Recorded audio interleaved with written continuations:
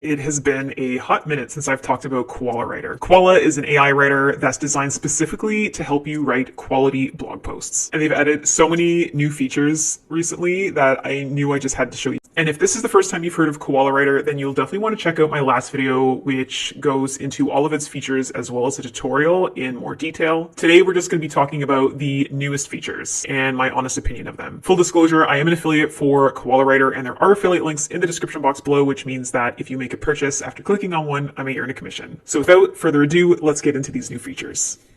All right, first let's talk about the new language models that are available in Koala. Up until a couple of months ago, it ran only on GPT 3.5 and GPT 4. But there's now a couple new models available to use, including GPT 4 Turbo, and there's also Claude and Claude 2 available in Koala Chat. But let's start by talking about GPT 4 Turbo.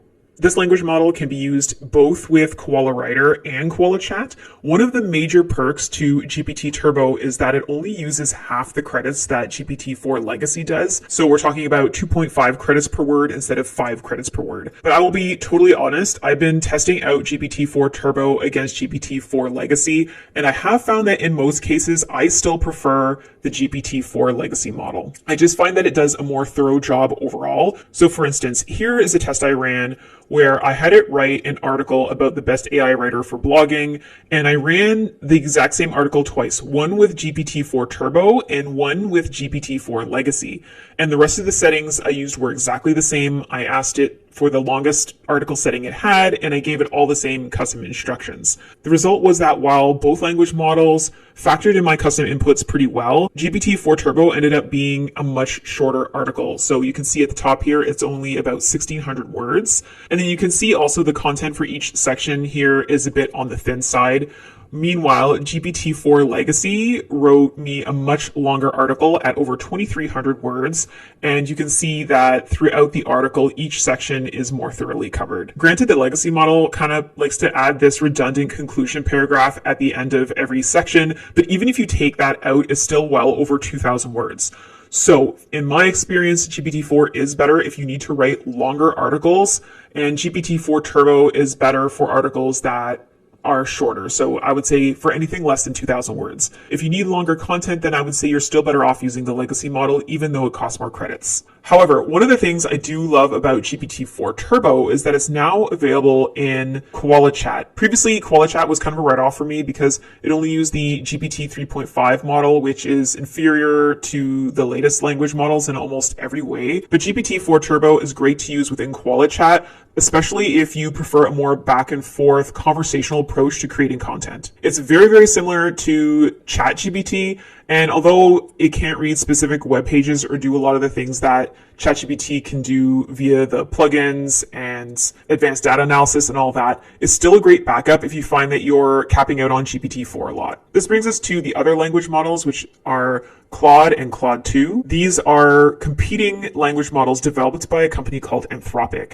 The Claude AIs can also be used within Koala Chat, but not Koala Writer. I was pretty excited to test these out because up until now, I haven't been able to try Claude out because it wasn't available here in Canada. However, after testing Claude 2 against GPT-4 Turbo, the output quality is very, very similar. If pressed, I would say that GPT-4 Turbo is still a little bit better. So here are two test articles I created using Koala Chat, one with Claude 2 and one with GPT-4 Turbo. And you'll see this initial output here is super long. This is what I call a front-loaded prompt workflow where all the instructions are given up front. And I use this as a test because it's a really good way to determine how well the language models can follow complex instructions. And in the GPT-4 Turbo thread, you can see I gave it the exact same instructions, and the outputs were extremely similar in quality, but GPT-4 Turbo followed it a little bit better because in my instructions, I asked it to create one section at a time and asked me to continue, which you can see that throughout its outputs, it did ask me that, and I had to say continue. And the result is that it was a slightly longer blog post with more opportunity to guide the AI along the way. Whereas in the Claude 2 thread, it wrote everything in one single output, and it was good, but it was just a little bit shorter. And then as far as the content score goes, when I pasted the Claude 2 article into Surf for SEO, it got a content score of 35, whereas the GPT-4 Turbo output got a slightly higher content score of 42. But honestly, they're very, very close, and I'm happy to use either one. All right, so heading back to the Koala Writer, there's a bunch of new features they've added to the criteria setup page here, my favorite of which is this internal linking feature. This feature is only available to those who are on the professional plan or higher, or who buy the gold credit pack or higher.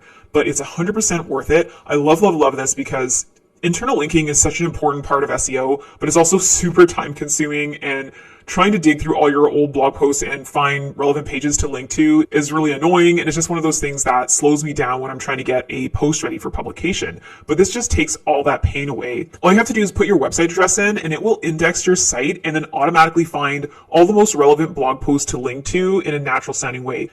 It works really well. Here's a blog post that I generated about exercise and yoga mats, and you can see that it's linking to other pages on my website that are about yoga mats and exercise mats. It's such a time saver. I'm totally in love with it. Now, another feature that has changed recently is that there are more article types to choose from. So before it was just blog post and Amazon product roundup. Now we also have Amazon single product review, YouTube to video blog post, and rewrite blog post.